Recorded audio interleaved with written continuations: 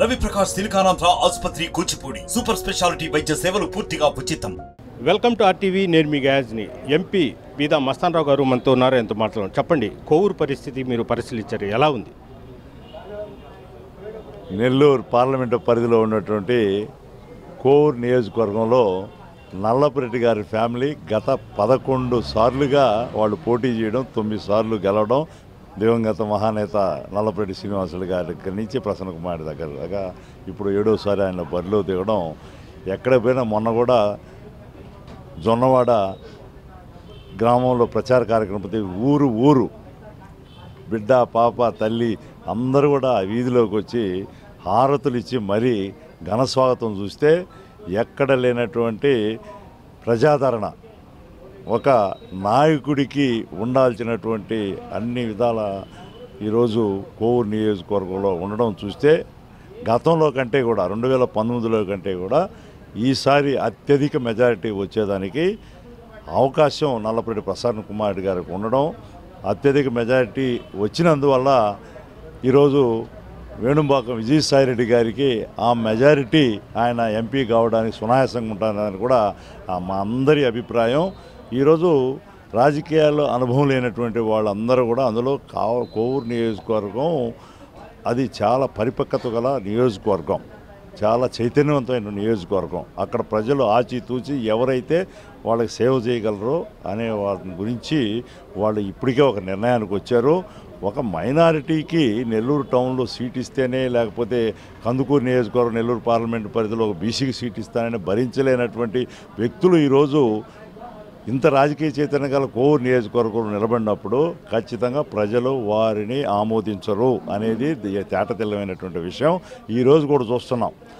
వారు అభ్యర్థితో ఖరారైనప్పటి నుంచి వేమిరెడ్డి ప్రశాంతమ్మ గారు ఈరోజు పెనపల్లి గ్రామం, అదేవిధంగా నాగలాంబాపురం, నర్సాపురం ఈ గ్రామాలకు ఊర్లే వచ్చి తరలి వచ్చి ఈరోజు గతంలో తెలుగుదేశంలో నేనున్నప్పుడు కూడా నాకు కూడా మద్దతు ఇచ్చిన వాళ్ళందరూ కూడా ఈరోజు ప్రసన్నని ఎట్టయినా గెలిపించుకోవాలి. ఈ ప్యాకేజీలు వాళ్ళకి కోవూరు నియోజకవర్గంలో స్థానం ఉండకూడదు.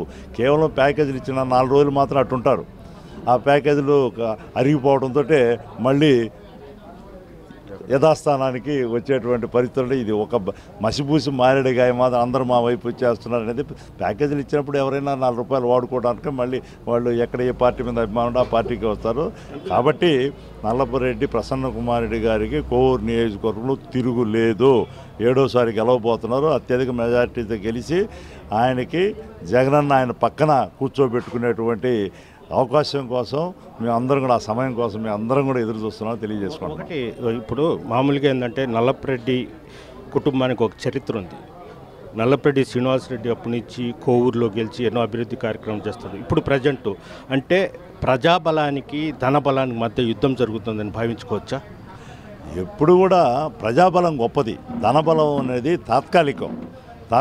అది ఏంటంటే జేజేలు కుట్టించుకోవడానికే కానీ ఓట్ల రూపంలో అది రాదు. అది ఎప్పుడైతే ప్రజలకి అందుబాటులో ఉండి ప్రజాసేవ చేసేవాళ్ళని కూడా సామాన్యుడు కానీ, అందులో ఈ గ్రామాలు అందరూ కూడా ఏంటంటే నల్లపురెడ్డి ప్రసన్న కుమార్ రెడ్డి అందుబాటులో ఉన్నంత గడపకు 200 రోజులు పైబడి గడపకి 1,26,000 ఇళ్ళు ఆయన 4 అంతస్తులున్న కాలు బాగలేకపోయిన పైకి ఎక్కి వాళ్ళకి యోగక్షేమాలు విచారించి వాళ్ళకి సంక్షేమ పథకాలు అందుతున్నాయా, గ్రామాలకు ఏం కావాలా, నాయకులకి ఏం కావాలా, కార్యకర్తలకి ఏం కావాలా, అటువంటి వాళ్ళు కావాలా, లేకుండా ఉంటే ఎప్పుడు కూడా బంగ్లాలో ఉంటే డబ్బుతోనే ప్రజలను కొనాలనుకోవడం అది భ్రాంతి, భ్రమ మాత్రమే. కాబట్టి ప్రజా బలం ఉన్నటువంటి నల్లపురెడ్డి ప్రసన్న కుమార్ గారినే మళ్ళీ ఈసారి అత్యధిక మెజారిటీతో అవతల క్యాండిడేట్ బలహీనం కాబట్టి గెలిపించుకునేటువంటి పరిస్థితి ఉందని తెలియజేసుకుంటాను. ఒక 40 మంది వాలంటీర్లు వైసీపీ టీడీపీలో చేరారు, ఇంకా చేరుతారు,